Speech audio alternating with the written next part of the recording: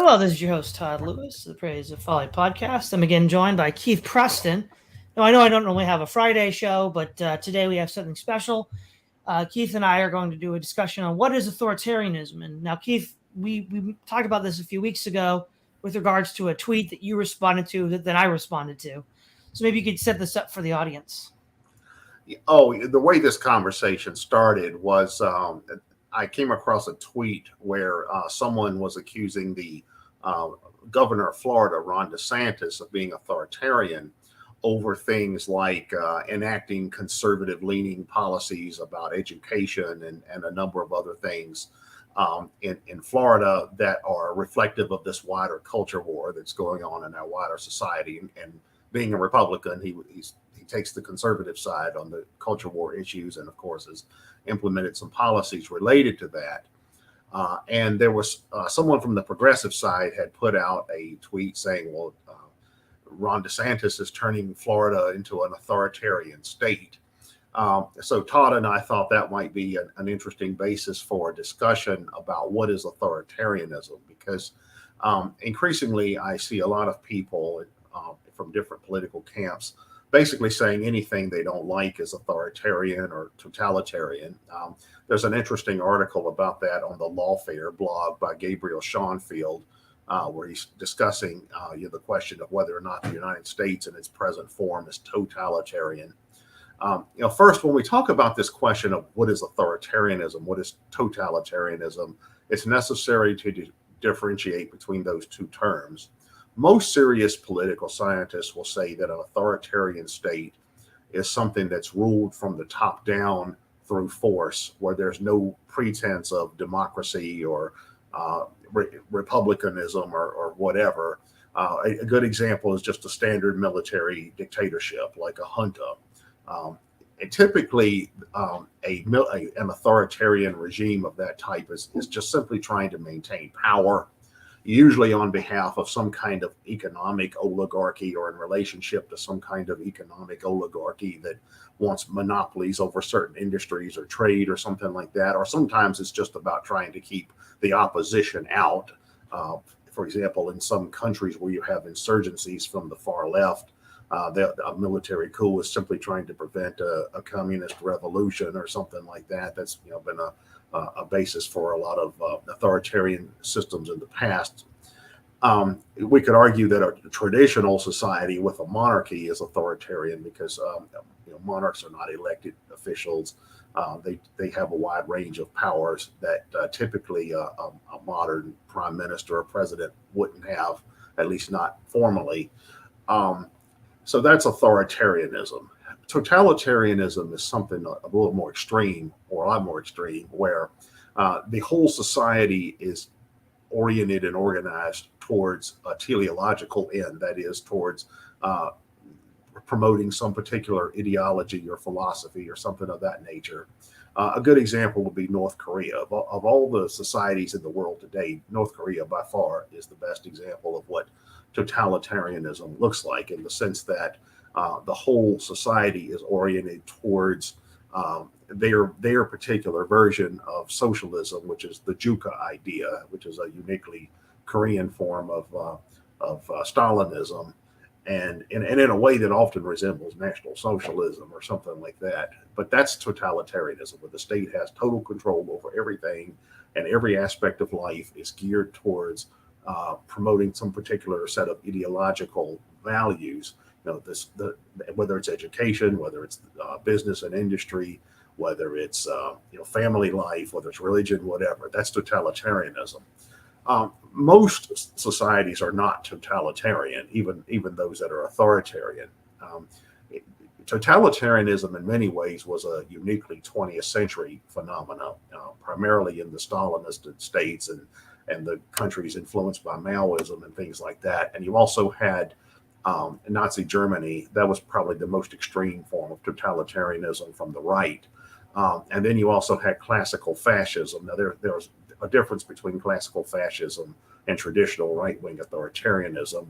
I won't delve too deeply into that. But totalitarianism is something where the entire society is geared towards particular ends. top-down rule without any pretense of democracy or anything like that. That's authoritarian. Now, that's not the kind of system that we have in any modern society. Modern countries that have elected governments and parliamentary and presidential states are not traditionally authoritarian or traditional totalitarianism. And that's most countries today. If we look around the world, there's about 200 countries that are recognized by the United Nations as sovereign states. Probably the majority of those have a modern parliamentary or presidential form of government. In the Western Hemisphere, for example, virtually every country is now either a democracy or a sort of a semi-authoritarian system. Probably Cuba as a one-party state is the one that comes the closest to a traditional authoritarianism or traditional totalitarianism, although even they have liberalized a bit in recent decades.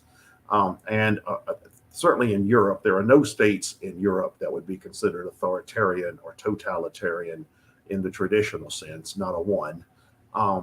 In Asia now, most of those countries are now democratic or quasi-democratic. India certainly is a modern democracy.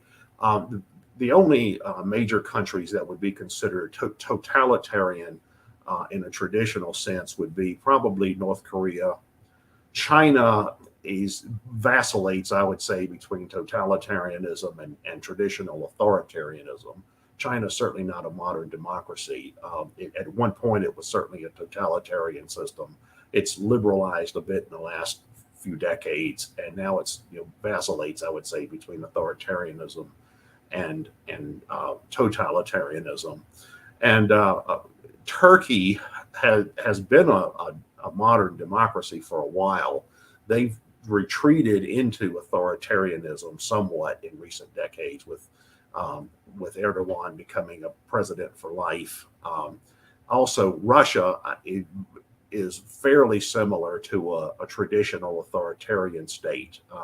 Stanley Payne, who was a historian of fascism, probably one of the world's leading historians of fascism, argues that while Russia is not a fascist country, it comes closer to it, or more closely resembles historic fascism than any contemporary country. But none of these descriptions apply to virtually any Western country. Virtually no country in the Western Hemisphere, except maybe Cuba, and no country in Europe could reasonably be considered totalitarian or even authoritarian by traditional standards. Even in Asia, Japan, Taiwan, South Korea, Australia, New Zealand, none of those places are traditionally authoritarian or traditionally totalitarian. So a lot of people really exaggerate some of the claims that are made when they are analyzing these claims, when they're analyzing different political systems. If we listen to some people from the left and the right talk in mainstream discourse, you would think, well, totalitarianism or authoritarianism is whenever somebody doesn't get their way on a particular policy, and nothing works like that. So that's would be my general overview of some of the problems with some of the rhetoric that we see coming from different camps about authoritarianism or totalitarianism. Yeah, I broadly agree. But so one of the things that we'll see as the last point you made, referring to not getting your way.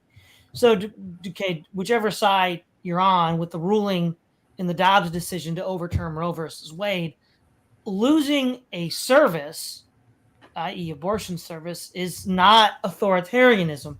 Yeah, now you might say now we have the distinction between rights, positive rights, negative rights. So I mean, if you have a positive rights view of things, and you believe you as a individual deserve certain services, but the thing is, though, losing a service is not authoritarianism. Authoritarianism is when you're ruled from the top down by a non-democratic system, and of course, also authoritarianism has implied within it a kind of tyranny, which implies a lack of consistent application of law. Whereas, going through the constitutional procedure of the Supreme Court case is certainly in accordance with the law of the land, not an obvious, flagrant, rejection of the law of the land. So in that regard, that's not authoritarian. And furthermore, it's not like there aren't other states you could go to, right? Because when that case was made, it doesn't mean that all the states are going to ban abortion tomorrow. It just means that states are not required to allow abortion clinics to operate. And so, of course, what you're likely going to see, not just due to the Dobbs decision, but due to other decisions, is people self-segregate based on states. So if there's blue people in red states, they're going to go to blue states. If there's red people in blue states, they're going to go to red states. Because as the culture war hardens, it's going to be, if you're with people that are like you have less to complain about, at least in theory, right? And so we're probably going to see some self-segregating in that regard.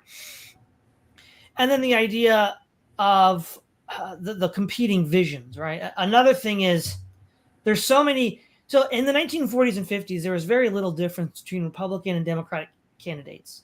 And in fact, there was so little difference, many people found it, why are we going to vote? There's not much difference at all. And so there was this common national American narrative that existed, which sort of made it easy, because like you look at the early Cold War, Soviet totalitarianism bad, American democracy good. There was a level of homogeneity in that these PSA announcements could work on both Democrats and Republicans with more or less the same message. But, beginning in the late 60s and then throughout the 70s and up until now, there's been a radical divergence in regards to the diversity of thought due to all the ideologies and philosophies that were developing in the 60s and 70s. And so now it becomes much more difficult to actually come to some sort of common agreement. Now, the lack of a common agreement does not entail authoritarianism, though in one sense it often breeds it, because authoritarianism then becomes an easier way to control. Well, first of all, it's easier to control those people because you can just tell them, look, we're not going to listen to all your complaints. We're going to throw you in prison if you don't shut up. But then second of all, by creating an ideologically diverse population, people can't work together because they're going to fight over these issues, which could be seen as a precursor to an authoritarian state in the sense that if you get people so divided that they fight each other all the time, they won't be fighting you when you roll out the security state, which for all appearances is what it looks like since at least 2001, if not earlier. And the other thing too is there's this idea that if there's because of the idea of progress, there's certain moral consensus that were taken for granted, such as, for example, women's liberation or abortion or various sorts of minorities, whether they're sexual or racial minorities, and that we can just never go back, right? This is the end of history. We can never go back. But a year or two ago, the New York Times put an article out, Why the Future is No Longer Female, implying that the feminist movement has completely failed. And the left seems to be afraid of the Handmaid's Tale becoming a reality. So they seem to think that this is already over. But if we look at, say, the United States at its formation in 1783, or even the United States in 1960, there was not a single state in the Union that allowed for homosexual relations of any kind. I think the first one was like in 1963. So the idea being that at any point in time, is America an authoritarian or totalitarian regime before that? Because one, that'd be news to the rest of the world, because everybody who was immigrating to the United States believed that we were the beacon of freedom this whole time, from say 1783 to like 1970. And then second of all, it's confusing a process of political decision-making with a certain desired outcome, i.e. a kind of sexual libertinism. And I'm like, well, okay, so then George Washington is a fascist. And you'll hear people on the left say that, but that's a patently absurd thing to say, because compared to any other country in the world at the time, the American Republic was by far the most liberal, the most democratic, and the most progressive, if you want to use those concepts and terms. And so what we're really need to disentangle here is values and goals that you believe should be the laws of the land versus the sort of political mechanisms by which decisions are made. Yeah. One thing that I've noticed in listening to a lot of rhetoric from different political factions is that they seem to have, a lot of people seem to have the idea, as I was saying earlier, if they don't get their way all the time, they're being oppressed. And some of this can get rather silly at times. For example, I mean, it's on the right as well as on the left. But for example, some years ago, there was an article written about me by a fellow who fancies himself an anti-fascist. And the subtitle of the article was something like "The Authoritarian Anti-Statism of Keith Preston." And the article basically made the argument, well, that in Preston's proposed or ideal political system, somebody somewhere might do something that's disadvantageous to leftists. For example, advocates of left-wing or extreme left-wing policies might not get their way in every single instance. For one thing, as people who know anything about my politics know, I'm big on decentralization and things like that. And the argument was, well, in Preston's system, some city-state somewhere might be unleftist or unprogressive or whatever, and that's authoritarianism. Even though if you go through the sum total of everything I've written, you see that I make room for all kinds of things in the kinds of political models that I outline, including stuff that's extreme left by conventional standards. So you see this on the right at times. You see people that for example, if they can't have a tank parked in their driveway with a howitzer mounted on it, then their Second Amendment rights are being infringed upon. Or you see people on the left who basically make the argument, well, if abortion is not legal at any time in pregnancy for any reason whatsoever, then women's rights are being trampled on. Or any society that doesn't recognize same-sex marriage is the equivalent of fascism, even though that, as Todd was saying, that didn't exist anywhere until about 20 years ago. So there's a grossly exaggerated set of ideas in circulation about what authoritarianism is and what totalitarianism is. Now, one thing I want to clarify is that those who are familiar with a lot of my published material know that I use this term totalitarian humanism as a means of describing what is today called woke, what used to be called political correctness or things like that. When I'm using the word totalitarianism in that sense, I'm not necessarily talking about classical totalitarianism. I'm not talking about necessarily about Stalinism or Kimism or Hitlerism. I'm using the term as a metaphor for the idea that all of society needs to be geared towards particular ideological ends. And if you look at a lot of woke ideology, you see that. You see that they have a real problem with non-wokeism existing anywhere. The existence of, for example, local communities where woke values are not predominant, or individual states where woke values are not predominant, or a business that doesn't subscribe to woke values, like say Hobby Lobby or Chick-fil-A or some of those, or religious community that's not woke, say like conservative Mormons or something like that. That's what I mean by totalitarian humanism. And increasingly, I do see the left, that particular sector of the left anyway, trying to impose genuine legal restrictions on people and groups that they consider to be unwoke. For example, I've come across leftists who want to ban religions that they consider to be cults, the Jehovah's Witnesses and things like that. So there is a strand of totalitarianism within some of this woke thought that is, I think, a creeping danger. But it's still not the same thing as Stalinism, Maoism, Kimism, Hitlerism, not by a long margin, long ways. There are people on the right as well that do have, authoritarian, genuinely authoritarian or totalitarian views, neo-Nazis, actual fascists, people of that nature. But that's very, very rare on the right. Merely not getting your way as far as policy preference is not authoritarian. You can argue that you can argue that there's a such thing as authoritarianism by 1,000 cuts, in the sense that it's possible you could have a state, say, where there's so many laws regulating everything to such an nth degree that it becomes almost totalitarian-like. I don't think that's really where we are now in the kind of societies that most of us live in. But that's a theoretical possibility. But it's not, even that's not the same thing as classical totalitarianism. Like, I know Michael Malice is a commentator, a libertarian, anarcho-capitalist leaning commentator who actually was born in the Soviet Union. And he's actually written quite a bit about communism, and he's visited North Korea and written about what goes on there.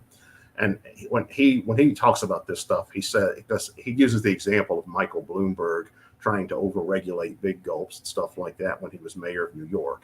He said that if the worst problem or the worst form of authoritarianism you have in a society is they're trying to regulate the amount of sugar in big gulps. Well, that's not that bad of a deal. That's not the same thing as being carried off to a gulag or a concentration camp or something like that. And most Americans and most people who live in modern democracies or modern republics have no experience with that kind of thing, unless they were actually born and raised in the Soviet Union or Maoist China. And there are people like that. I've known people like that, but most people haven't experienced that. So most people, when they talk about totalitarianism or authoritarianism, they really don't know what they're talking about. Right. And I think another thing too is even having the element of unelected officials does not make a regime authoritarian. So for example, to reiterate your definition, Keith, is that an authoritarian regime is one in which those who hold the power do so without any pretense to democracy and use force, usually the military, but you could also include the police or some other coercive method, like law, some sort of like lawfare. But one could envision, so if a democracy, like say ancient Athens, where presumably most, if not all, positions were up for an election, is like, say, the goal of the left, you could say that in the sense of maximum democracy. Rome was a republic. Some officials were elected, some were not elected. I mean, a patrician was not an elected official. This was a part of the landed gentry. And so you have a mix of elected and non-elected officials in the Roman state. And you actually have a mix in the US state as well, because the Supreme Court is by appointment. And so what's more important is the rule of law itself, right? You could have unelected officials, even unelected executives, and still not be authoritarian, because we have other historical examples that fall short of that. Because again, they may not necessarily solely use force to rule, because in some sense all states use force, but that's not really the point. An authoritarian regime just uses force, or primarily uses force. And so on that hand, on that point also, you can say that there are regimes that are mixed. They're not fully democratic and they're not fully top-down military junta, and yet they wouldn't be authoritarian. And then second of all, it's a means of governance is what we're talking about. So the specific moral values of society, the specific laws of a society with regards to individual moral behavior, which one could, for example, envision a society that is run along the democratic principles of nearly everybody, if not everybody in government, is elected.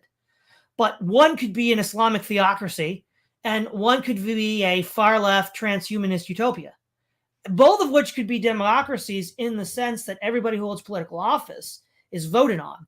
Now, a leftist would choke on that, but there's no reason why that's not true. Yeah, well, an interesting example of that today is Iran. Iran is a democracy. They have elections that are competitive with multiple candidates, multiple parties. In fact, they have a wider range of opinions represented in Iranian elections than you often do in American elections. And they have representation in parliament in Iran for their religious minorities, even though it's theoretically a Shia state. You have Christians, Jews, and Zoroastrians, and people that Muslims call the people of the book. All of those have representation in parliament as well. Now, whenever I've pointed this out to neocon types, they'll say, yeah, but the supreme law in Iran is the Council of the Guardians, which is a council of Islamic clerics who are responsible for interpreting Sharia law as they understand it within the Shia tradition. And I'm like, yeah, we have that too. It's called the Supreme Court. Yeah. It's we have I mean, the Supreme Court can even overrule the president, as the Council of the Guardians can. They can overrule the Iranian president. So it's basically a very similar system, but it works in a different cultural context, where the accepted underlying cultural and ideological foundation in a place like the United States is basically the English liberalism, the Enlightenment, whereas it's traditional Shia in Iran. But both countries are technically a democracy. They meet all the core features of a modern democracy. Right. And there's another subtle confusion that takes place as well when we make the distinction between authoritarian and totalitarian on one hand and democratic or republican or some other form of government on the other. And that is also the question of sovereignty. So, for example, there's the idea that begins with the Enlightenment and the French Revolution of popular sovereignty, where the state, the legitimacy for the state or any governing authority is the popular will of the people, which is what Rousseau writes about. Whereas prior to that, sovereignty would have either been in some sort of religious sense, the gods. So like Athens and Rome believed in the gods, that the laws and the form of government they have was given to them by the gods. The Puritans in New England, it would have been the God of the Bible. And then, of course, now you have, or it could have been, we're sovereign because we're a line of warrior kings. Think of like the nomadic tribesmen uniting behind like Attila the Hunter, Genghis Khan. They have sovereignty because they have the power, the sort of military power of leadership to dispense gifts to their servants by plundering neighboring societies. So you could, for example, have a democratic regime which is not rooted in popular sovereignty. Ancient Athens is an obvious example. You could have a totalitarian regime rooted in popular sovereignty, like, say, the Soviet Union. You could have a democratic regime which is based in popular sovereignty, like the United States. And you could have an authoritarian regime that's not based on popular sovereignty, like, say, Tsarist Russia. And so there's this idea that if there's an implicit argument that you're authoritarian if you do not practice popular sovereignty. But that's not true either, because you could have a, quote, democratic decision-making process, Athens, medieval Iceland, early American Republic, Puritan New England, and not have democratic sovereignty per se. Yeah, well, Carl Schmitt had some interesting work on this topic. Carl Schmitt, for those who don't know, was a German legal theorist. He had a very long life. He probably did the work he's most well known for during the Weimar Republic era. But he had this work where he examined the concept of democracy and what does that even mean. And he said that if you look at most states historically that were considered democracies, like ancient Athens, for example, most of these states would be considered authoritarian by modern standards. Like modern liberals would call those authoritarian, typically because they were exclusionary, they were hierarchical, they had a limited franchise. The franchise was limited only to citizens, and citizenship was restricted. But historically, democracies have been exclusionary in some ways or had illiberal features. And what Schmitt was saying is that in modern times, people identify democracy with liberalism. That when modern people say they're promoting democracy, what they really mean is liberalism. Like when the neocons were saying, well, we want to spread democracy to the Middle East, what they really meant was liberalism. They don't want the Iranian model of democracy. They have democracy in Iran. They don't want that kind. They have democracy in Iran. In Lebanon. They don't want that kind. They want the neocon kind. So what they really mean by that is liberalism. But liberalism is particular to a particular set of historical circumstances and cultural circumstances. It's derived from English liberalism, and then later the Continental Enlightenment and all of that. So it's a fairly distinctively Western product. It's been exported to other places and adopted somewhat by other places, but it's still culturally particular. Liberalism is not synonymous with democracy. And another point Schmitt raised is that if you define democracy as popular sovereignty, like Todd was talking about, based on Rousseau's idea, popular sovereignty is is the foundation of democracy, then what is popular sovereignty? And Schmidt argued, well, the foundation of that has to be acclamation. That is, if the existing state is something that most people approve of, how is that not democracy? How is that not popular sovereignty? Regardless of the specific institutional forms, writing in the 1920s, Schmidt was saying, well, you've got Bolshevik Russia, you've got fascist Italy, you've got the Democratic Republic in America, you've got the British monarchy. In any of these societies, do the majority of the people approve of their system? And if they do, well, that's democracy. That's popular sovereignty.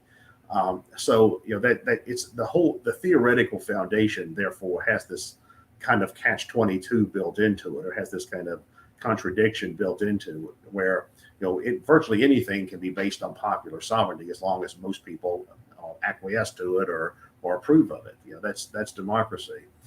It's also true that democracy can deteriorate into something that creates a system that has somewhat authoritarian characteristics. And that's, in fact, why Plato and Aristotle did not like democracy. They saw that their teacher, Socrates, had been executed by the Athenian democracy. And they're like, well, we're not into this democracy thing. Their view was that democracy was just mob rule, that it allowed impassioned mobs to rule and create negative results. That's a critique that Thomas Aquinas had of popular, well, what today would be called popular sovereignty. He called it autocracy, the idea of mob rule through institutional processes. And it is true that mob rule can assume authoritarian characteristics. I mean, there's nothing more authoritarian than mob action. Like Frederick Engels once said that a revolution is the most authoritarian thing there is. It involves one section of the population forcibly suppressing or dislodging the other section of the population. So that's certainly authoritarian. So these terms are bandied about very loosely in our own culture, in our own society. And again, it's kind of like fascism. Everything gets called fascism, and it's not just the left that does that. There are people on the right who do this. There are a lot of neocon types, and there are a lot of center-right types who say that the left are fascist. Nothing. Very few things that get labeled as fascist today really are fascist under any intelligible or historically accurate meaning of that term. And the same is true with authoritarianism and totalitarianism. There's very few features in modern societies that resemble classical totalitarianism or even classical authoritarianism. Right. And to your point about how a democracy or a liberal society can degrade into an authoritarian one, we sort of get this idea of the problem of the paradox of tolerance, which of course Karl Popper talks about. A lot of these radical political ideologies that were developed in the 60s and 70s, or arguably rediscovered, because you had like the rediscovery of far right writings in the 60s and 70s, people like Savitri Devi, and I'm trying to think of the other author who wrote Imperium, Keith.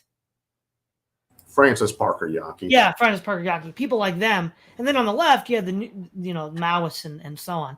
So they're just a bunch of individuals at this point. They're not really a threat to the regime. So the regime doesn't really feel any need to act against them. But now these ideas have been percolating for decades and are motivating people to take action. There's the paradox of tolerance, which is, well, what if you tolerate political ideologies that rise to power through democratic means that will then subvert your institutions? Case in point was Adolf Hitler, who was elected to political office. But there's also other examples that can be pointed to, such as, the rise of communism in Chile with Allende, right? And so these are illiberal political movements that come to power through liberal means.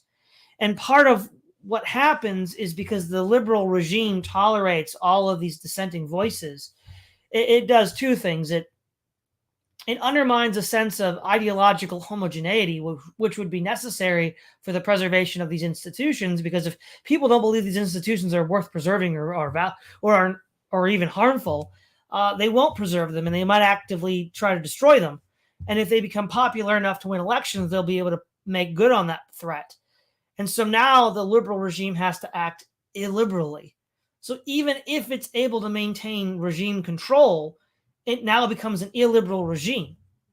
And so this creates a paradox that when I first heard about it sometime in the aughts, there wasn't really a satisfying answer to, and there still isn't one. Yeah, today in the German system, as it is now in the Federal Republic, they actually have a constitutional court, and in their constitutional system, anti-constitutional political parties can be banned. And that's happened on a number of occasions. Like in Germany, neo-Nazi groups are illegal, for example, and also the communist groups just at times have been illegal. And the theory behind that is, well, in a party that does not uphold the Constitution or seeks to abolish the Constitution or whatever of this particular society is by definition anti-constitutional. Therefore, they deserve no constitutional protections. Now, the American system that we have is what a political scientist would call an equal chance system, meaning that theoretically every political faction is supposed to have an equal chance of electoral or democratic victory. You know, in the United States, it's legal to start a political party that teaches or advocates virtually anything. I mean, they may try to come after you on the periphery through, you know, like they're doing with the African People's Socialist Party right now, but it's not technically illegal to start a political party advocating. If you want to have a party that wants to bring back slavery, theoretically, you can do that. If you want to have fascism or communism, theoretically, you can do that. So the United States has an equal chance system. And that raises this interesting question about, well, to what degree can a democratic system tolerate movements that internal movements that are seditious to a particular to that system. And of course, Weimar is always one of the classic examples that's cited. After World War I, you had the Weimar Republic, which was a modern parliamentary state. And that was the first time the Germans had ever had a formal, full democracy. They'd had a parliament before, but it was under a monarchical system. And it was very unpopular because it was extremely incompetent, and Germany was in terrible shape anyway. So it got to the point where the two largest parties in Germany were the Nazi Party and the Communist Party. So liberal democracy was pretty much finished in Germany at that point. It was just a matter of, well, who's going to take over? Is it going to be the Nazi Party or the Communist Party? There were people in positions of leadership in Weimar who said neither. For example, Carl Schmitt at the time was saying, well, what President von Hindenburg, the German president at the time, needs to do is send out the army and suppress the Nazi Party and the Communist Party and all of these extra legal parties or some seditious parties. Well, that obviously didn't happen. The Nazi Party eventually became the dominant party. But the question is, you know, to what degree can a democracy tolerate internal subversion? You know, for example, I mean, it doesn't have to be something as extreme as neo-Nazis. I mean, it could be a monarchist party. Let's say in the United States today, somebody started a monarchist party, and the monarchist party grew to the point that said, well, no, what we really need is a traditional absolute monarchy. You know, we need something like Brunei or you know, that kind of system. To what degree would that be constitutional? To what degree would that be democratic? So there's a lot of paradoxes involved in this. Right. And yeah, the other paradox is again, you know, with regards to democracy, you know, you can, of course, as we've already mentioned, have the threat from within where some sort of illiberal system, you know, takes over. But you can have, as I've said before, democracy can be either, you know, rooted on a popular sovereignty level, or can be rooted in something like, you know, the will of the gods or whatever. And so we also have, and this is okay. So this is something that I've tried to get people I know who are left wing to understand, and they just don't seem to get this. And this sort of goes back into the mob rule argument. So they always want this thing called, you know, mass democracy, where everybody or nearly everybody gets a vote. So the franchise is cast as a net as wide as possible. And I said, okay, let's imagine a hypothetical country, which, and this is going to be maybe even a southern state, because this is the left loves to target, where 2/3 are white supremacists and 1/3 is black, and there's 100% voting access. Everybody can vote, like everybody who goes to the polls can vote, but because the blacks are 1/3 of the population, they will never win an election ever, because they're 1/3 of the population, and all the laws that are passed will be passed against their interests. That was what the founding fathers were afraid of. That's why they had other checks and balances, and it wasn't just a democracy. And I'm like, in this thought experiment, everybody can vote, so nobody's preventing them from voting. How is that not still a problem? And people on the left just don't seem to get this. I mean, have you had that problem too, Keith? Many times. I've discussed this issue with leftists going back for decades, and I've discussed it not only in terms of conventional democracy, but also in terms of things like anarchism, where if you have like a society based purely on voluntary association, well, people are going to associate in ways that are not necessarily progressive or liberal or left wing or whatever. And the question is, would an anarchy have to tolerate that? Which I would say, yeah, they would, to be anarchy. But not all self-identified anarchists agree with that. But the same is true of conventional democracy. The race example is one. It would be theoretically possible, as Todd was saying, to have a government of where the largest party is a hardline racialist party, and some kind of ethnic minority group is present, and they have the right to vote, but they never win. And then there's no chance of that being altered through demographic change, because the dominant party establishes the rules of immigration. So you would essentially have what amounted to a racialist democracy. The Iranians, a lot of Iranians, the ones who were supportive of their system, would tell you that they are a democracy. And if you ask them, well, what is the basis of that legitimacy, they would say probably two things. Well, we vote, we have candidates, we have elections, and we're following Shia. That our version, Shia, as we understand it, is democratic, or at least democracy as we understand it. Democracy, if you think about it, could be extremely illiberal in many ways. And in fact, as Carl Schmitt pointed out, historically, most democracies were. Most systems in history that would be considered remotely resembling democracy, in terms of just conventional terminology, most of them were very illiberal. Liberalism is a modern thing. It's only existed for a few centuries, and even then, only in certain parts of the world. You get the idea from a lot of leftists that, well, it's only democracy if the left always wins. That's really the essence of their theory. Well, when we win, it's democracy. Well, you see, what's funny real quick, Keith, is they'll criticize the neocons for regime change, for saying it's not democracy in Haiti or Iran or Iraq if it's not our neocon democracy. But it's the same thing. They're the mirror image of each other. Right, exactly. You can ask them things like, well, if the people vote to not have gay marriage, is that democracy?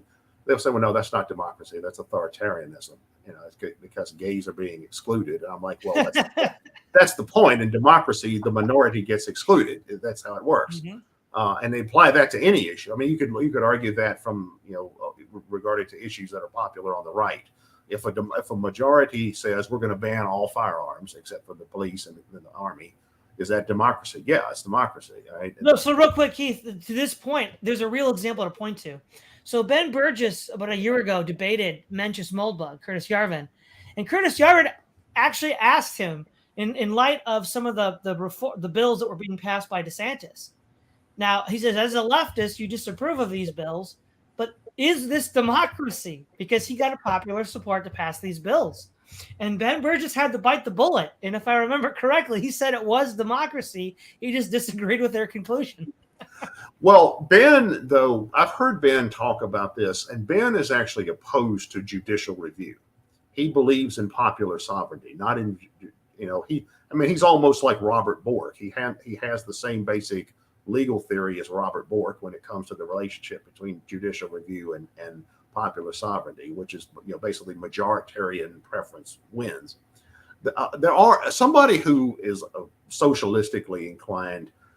I could see how they would be inclined to think that, because if you look at the history of the U.S. Supreme Court in the process of judicial review, quite frequently that process has been used to obstruct things that most people wanted, that the majority wanted, including a lot of economic reforms. Like a classical example was the Lochner decision from the late 19th century was one where the Supreme Court struck down state laws limiting workers' hours, like how many hours workers could be required to work.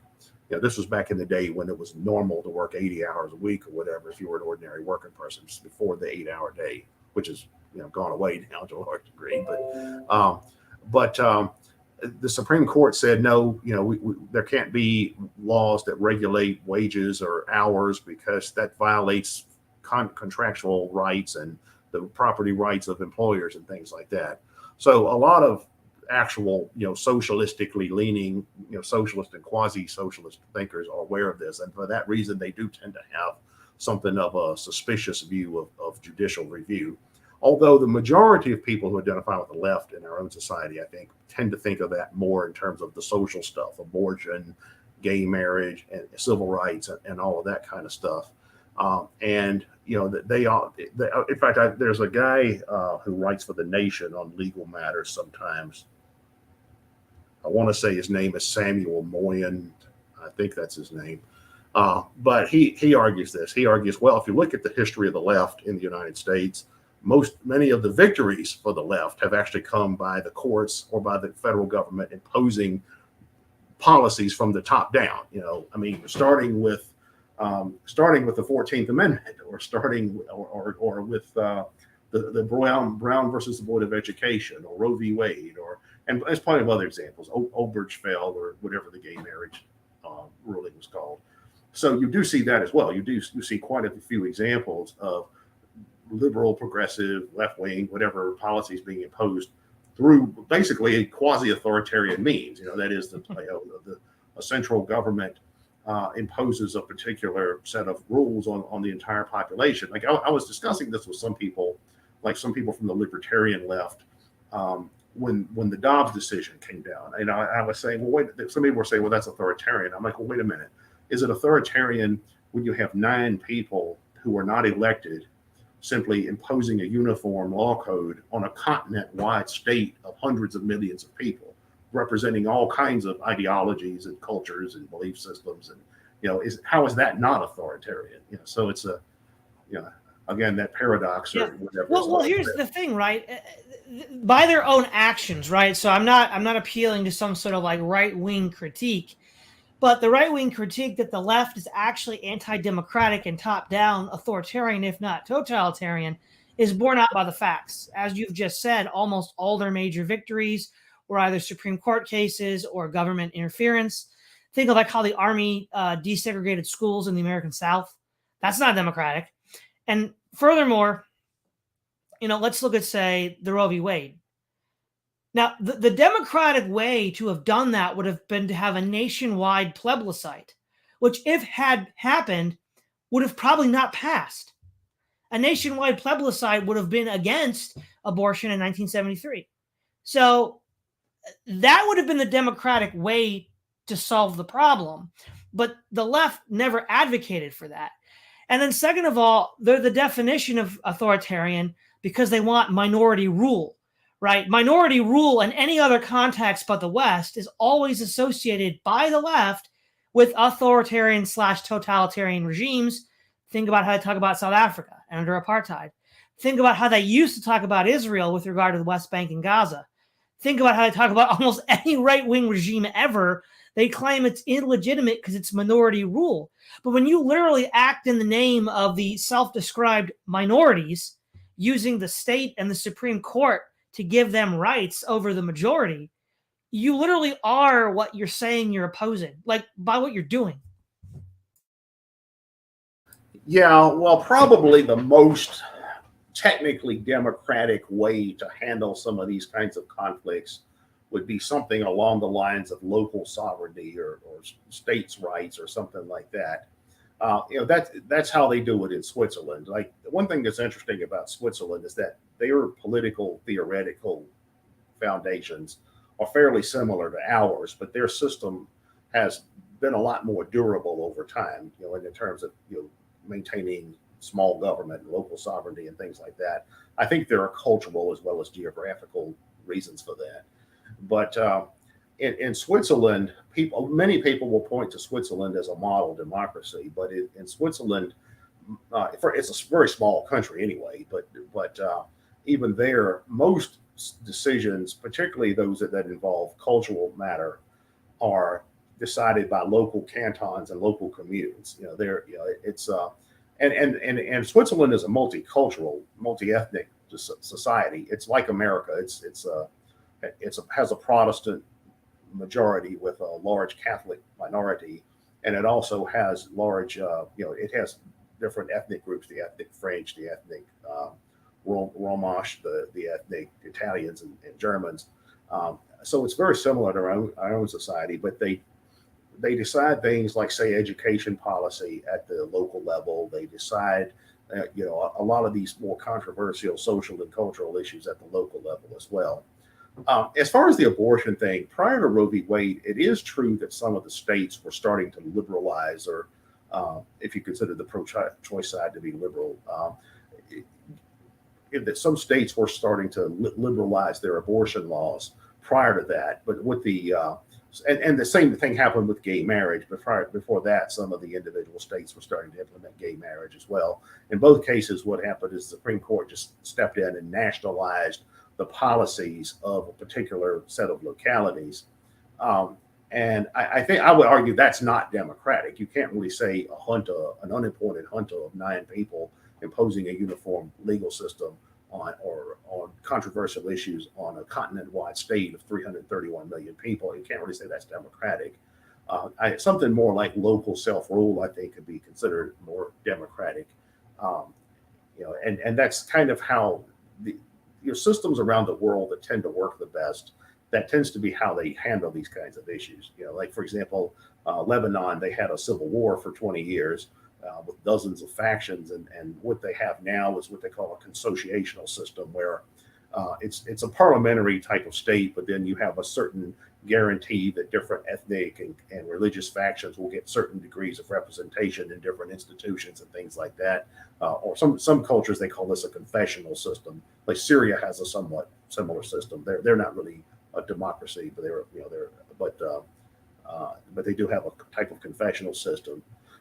And that seems to be what is best at preventing conflict or in civil war and things like that. The kind of system that we're developing in the United States is a recipe for disaster, because when you have like I said, a continent-wide state, hundreds of millions of people, the third largest national population in the world, with infinite diversity in terms of beliefs and values and cultures. And then you have a mass democracy where everyone theoretically is considered an equal participant, and unless they're under 18 or in jail, then every issue becomes up for grabs at the national level. Whether it's abortion, or whether it's guns, or whether it's gay rights, or whether it's education policy, you name it. Everything is increasingly a nationalized issue. That's how you get a civil war. Right. Well, we're about time to wrap up. I do want to engage with one super chat that we had for 24 shekels. Ori Samsonov. Thank you very much. Have a great weekend, everybody. Well, thank you, and you too. So, Keith, is there anything you want to wrap up with before we end this episode? Yeah, I would highly recommend the article that was published at the Lawfare blog by Gabriel Schoenfield, who addresses this question. Is America totalitarian? I believe is the name of the article. Todd can put it in the show notes. Because he outlines, first of all, what totalitarianism is. You don't have to agree with all of his conclusions, arguments, but he describes what totalitarianism is and how that differs considerably, markedly, from the kind of social system that we currently live in. totalitarianism is not anything like what most Americans are accustomed to, unless they've actually in the past lived in totalitarian regimes. I mean, yeah, if you've lived in North Korea, if you've lived in the former Soviet Union, then you know, if you lived in Maoist China, you know what totalitarianism is. But that's nothing like what any modern Western country is today. Yeah, exactly. Well, thank you, Keith Preston. This is Ty Lewis, the Prayers of Folly podcast, signing off.